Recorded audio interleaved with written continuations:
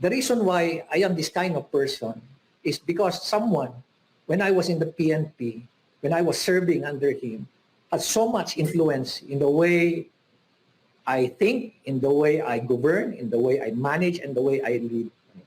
And that's Senator Panfilo Lacson, how he led the Philippine National Police.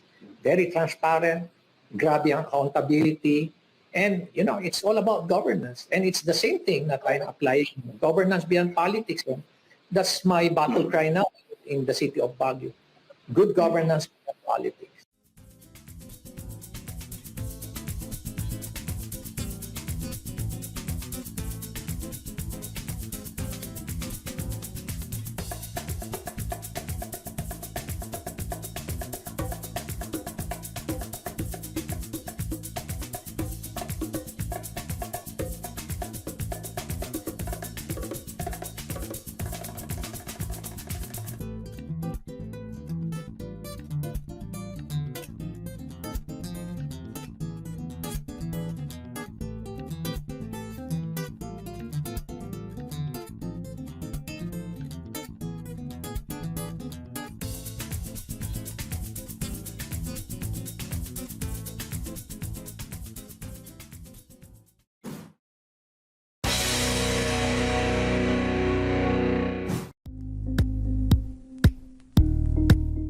Thank you for watching Politico TV. Please like and subscribe to our channel for more videos.